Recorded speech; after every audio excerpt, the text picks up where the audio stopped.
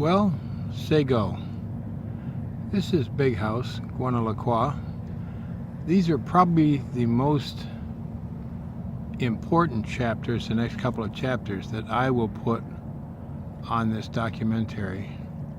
And they're both healing processes. Now, I'm considered a healer in my nation because of these processes, but I don't heal anybody. I just teach them the path in which to heal themselves. So I guess the story starts in Utah, Arizona, right out at Monument Valley in Utah. And I was doing stand-up comedy on a national circuit on a blinding pace, as much as I could do, as fast as I could do it, and really just wearing myself out. And I'd come to the conclusion it was pretty much time to pass to the next plane, as I didn't feel I was going to be going any further in the entertainment business. And you get in some funky frame of mind. Anyway, I stop at a bed and breakfast, which is a Hogan at Monument Valley, and Agnes was running the Hogan.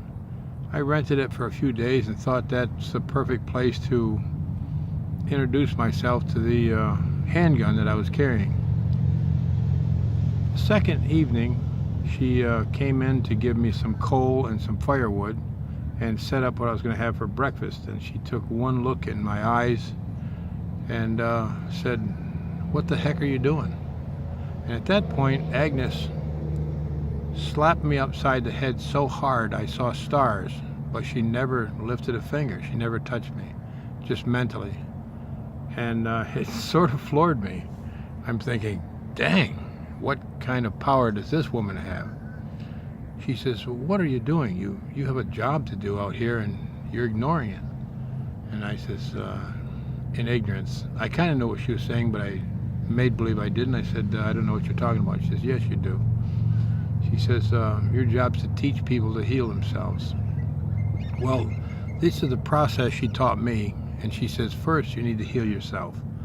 You can never heal anybody. Like a lot of people try to find a fixer-upper, and they've never fixed themselves up. Oh, by the way, we're here in Sarasota, Florida, looking out at the Sarasota Bay, and just beyond that land over there is the Gulf of Mexico. Beautiful sunny day in early March. Snowing like crazy up north, but it is beautiful here about in the mid-70s. Where was I? So Agnes taught me a couple of very simple processes in which to begin healing yourself, and all the way to the point where you love yourself. That's the important part. So let's get started, and we'll talk about healing the bladder. Now, 1,000 years ago, 5,000 years ago, 10,000 years ago, a bladder was something of an animal's stomach or intestines that was tied off on one end and used to carry water on the other end. But let's consider, just for modern day purposes, that a bladder would be called a beach ball. So every time someone hurts you, or you hurt someone else, or you tell a little white lie or a big lie and that hurts someone else, or even just tell a lie, you have to, in the olden days, tear a little piece of that bladder off and give it away with a lie. Now, in modern terms, if you think of that bladder as a beach ball, if you tore little holes in that beach ball and gave them away, it wouldn't be very long before it's not much fun to play with. Do you know what I mean? So let's consider that bladder. And every time in your lifetime you've told a lie or a half-truth or hurt somebody or stole something, whatever it is, and we all have these little tears in our bladder, you have given a piece of that bladder away till finally there's no air is going to stay in that bladder, and to be considered your soul is just flat. There's no good can go in it or come out. So let's consider healing that bladder. Now, understand that a lie or a hurt or a bad memory is just a memory, and that's all it is. Once it happens, yeah, it's bad, all right, but once it's all done, it's just a memory. And the only value it will have is the value that you give it. So, if it's a car accident, a divorce, a split up, anything, an accident, a lie, whatever it is, has created that tear in your bladder, and you carry it with you, you will never have a solid, hard soul to work with. It'll never hold air. So let's start from the beginning and start with yourself.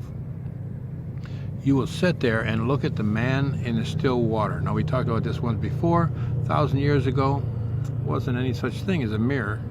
And to look at yourself, you would look at still water in a pail or a pond, and that would give you your correct image. You would look at the man in the still water, which is what is yourself. Now, there's no hiding anything from that man in the still water. But you would look at that man in the still water and say, okay, I stole my brother's bicycle back in second grade. I did it. I can't change it, and I'm sorry for it, and I'm going to let this bad memory or this tear in my bladder, I'm going to let it go. It's just an electronic impulse and has no value except for memory, unless you give it value. And that can be, like I said, anything from a divorce to an accident to whatever. And you will start with yourself and the man in the still water. Forgive that man and start forgiving for everything you've ever done, every bad thing, every half bad thing, and start right from the worst and go all the way to the most menial one and forgive yourself. Now, don't think this is an easy process. I had a little bit of a dark childhood, so it was really not an easy process for me to face myself and forgive myself. But in olden times, they also considered memories stones. So you're collecting all of these hurts and carrying this stone with you. And it isn't too long before you just cannot move any further forward with the weight of the stones. And if you don't let them go, you'll never get anywhere in life. You may think you're getting somewhere financially or power-wise at work, but your soul is not going to go anywhere. So we're going to heal this bladder, and it's the same with your bladder. If your bladder is flat, it doesn't matter how much money you gather, you're never going to be happy inside with yourself. So we're going to go and heal the man in the still water and heal the little scars or the leaks in his bladder. Now, they're always going to be there. It's always going to be a scar. You did it. You can't deny it. Somebody else did it to you, whatever. But it doesn't have to be a permanent leak. Let it go. Forget it. Forgive it. Now, it may pop up again in the future, and this may take years to heal all of the little pinholes in your bladder, but you'll start feeling a strength come about you, an internal strength, when you start letting all of this negativity go, and you just are not going to be able to help it. So you will heal, or you will forgive the man in the still water for every stupid, crazy, idiotic thing or hurt until you feel completely empty of all these stones. They might pop up, something different might pop up later, no problem. Look in the mirror at the man and tell him, I forgive you for that too. Then you will go to your parent, whichever you value the most, mother or father, and forgive them for all the things that they've done. Like when they gave your brother the beautiful model car and you got a jockstrap for Christmas, and you held on to that forever. You held it against him. Or when you wrecked your brother's bike and you lied about it, or you went shoplifting, or you did whatever. Forgive that parent for everything they've ever done. Go to the second parent. So if you do your father first, do your mother next, then do your oldest sibling, and go all the way down the line until you have, this is going to take a while. Doing 10 siblings in my family, so it took a while for me too. Anyway, go all the way down to all your siblings, then go to the number one person standing behind you, which is going to be your spouse, your wife, your girlfriend, and forgive them, because you're carrying baggage from all of these people that's unnecessary. You forgive them. Then you go Once you've forgiven them, your very best friend in life. And just continue on until every single door in your mind has been opened and emptied of that memory, of the guilt of that memory. Because that's all you're carrying. It's just an electronic impulse, a memory. And also in the Indian culture, they call it smoke. You're breathing in that smoke, but you're not ever letting it out. And it isn't very long before you're choking yourself to death. So just consider it as valuable as smoke. Let it go. And once you have let all that go, and your bladder really begins to feel strong, and you are feeling that internal strength and power, then you will take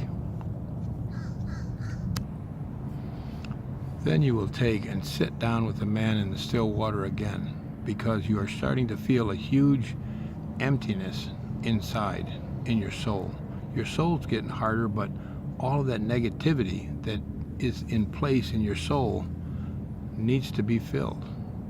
And what you will fill that with is the admiration for the man in the still water.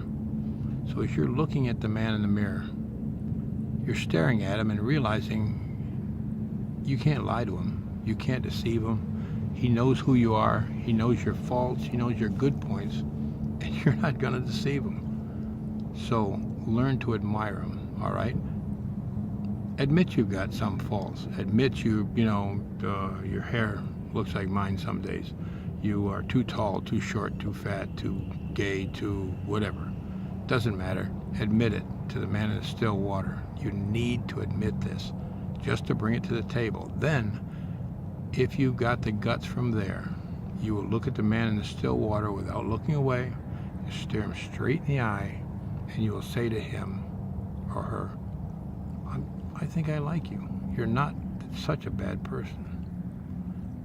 And do that until it's comfortable for you. When that's comfortable, saying, I think I like you, step it up one and go, I do like you. You're a good person. You do good things, and you've been forgiven for the evil things you've done. I like you.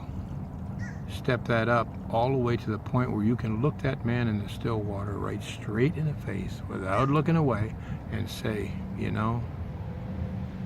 I love you. Now, the day that you can do that, you will feel the inner strength so powerful, it's almost unstoppable. And that's the day that you have begun to heal your bladder, because all of these things, or your beach ball, all of these things, or other things may appear again as guilt. Let them go. By then, you'll be good at it. Just let them go. It's not worth carrying all that foolish baggage.